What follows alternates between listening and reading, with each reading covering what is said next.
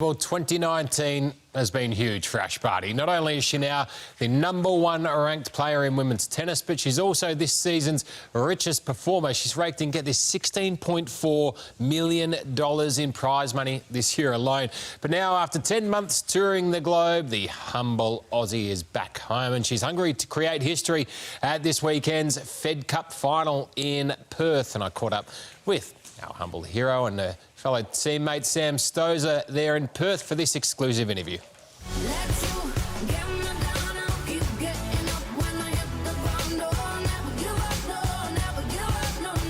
Fresh, fearless and flawless, both on and off the court, Ashleigh Barty is the Australian tennis superstar who cemented her name in history this year. Welcome home to you both. Ash, to you in particular, you must have a bit of a homecoming hero feel about all of this.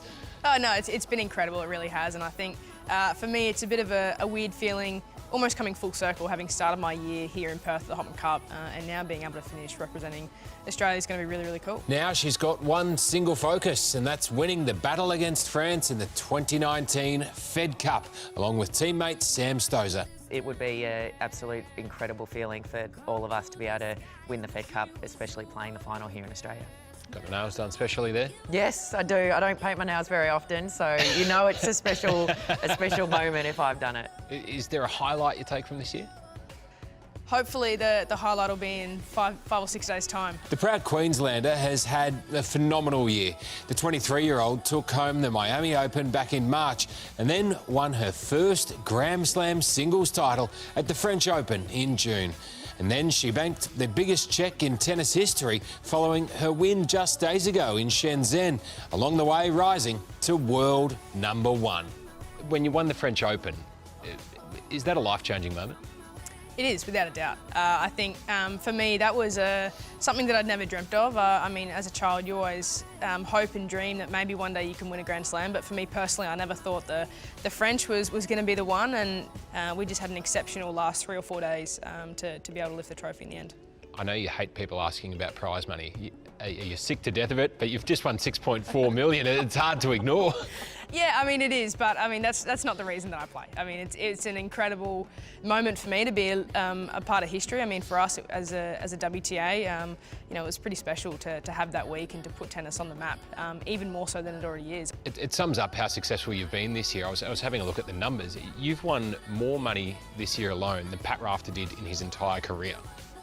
Yeah, I mean it's scary. The times have changed a little bit, but you know, I think Pat, after speaking with him a little bit, I think he's doing all right, so I don't think he has anything to complain about. But for me, it's just been incredible. It really has, and I have everything that I need at home. I have no complaints. I have my family, I've got my house, I've got everything that I need. It's apparent Ash's family is key to her success. I think what people have embraced about you is your modesty, and you're just sort of, you're an Aussie. Yeah, I mean, I've grown up in that way.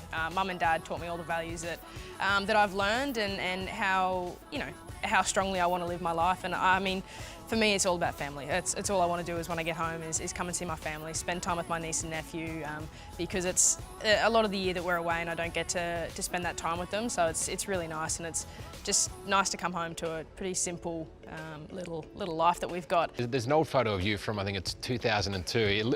Little girl holding up the trophy, proud as punch. What do you think she'd make of your success these days?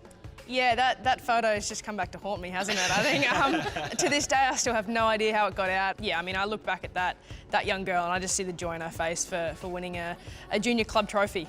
You know, at West Brisbane Tennis Centre, where I grew up playing, on a wet court. It was probably pouring down rain, and I mean, I just was itching to get out there and just wanted to play. I saw someone ask you in the lead up to Shenzhen, do you think you'll celebrate with a champagne at the end of it all? And you said, nah, I'd rather a beer. Yeah. Did you get the beer? We did have the beer, but it was more for the end of season. They said if you want the champagne on ice, I was like, nah, put a few beers in the esky, and I think that's more me. Well, I know you're a big Richmond fan, so oh, no. These might be some good ones for you. The Richmond Premiership beers. There you go. Why is there 2 missing? Yeah. Well, it's a long flight to Perth. Absolute stitch up.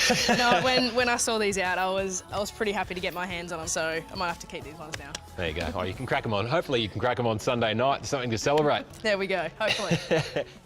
Oh, good. She's Perfect great gift. value. She said she was tempted to just go down and crack one of them straight afterwards because she's almost at the end of what's been a mammoth year. She left Perth at the start of the year after the Hopman Cup and said she just never could have envisaged how all of this had panned out. What a year it's been. Well, it's amazing, but she's still, it's like, you know, I'm sitting down with my cousin having a chat at Christmas or something like that. Like, she's just the most down-to-earth person, and I think that is why it's so refreshing and why people love her so much. And such a strong connection to her family. I'm glad you pointed that out because, you know, she's close to her nieces and her nephews and she's just... I think that's why she's grounded. Yep. You know, they keep it real. They're going to be getting some good Christmas presents You this year, bet. the nieces and nephews. And I always love seeing the photos of them when they're young and just starting out. And it always begs the question, why is it that she went in that direction and the rest of the group didn't? And I remember interviewing a coach not long after she won the French Open, and he said that at a very, very young age, she was able to take instructions that the others couldn't, and she just had that focus. She was just determined from a very young age. So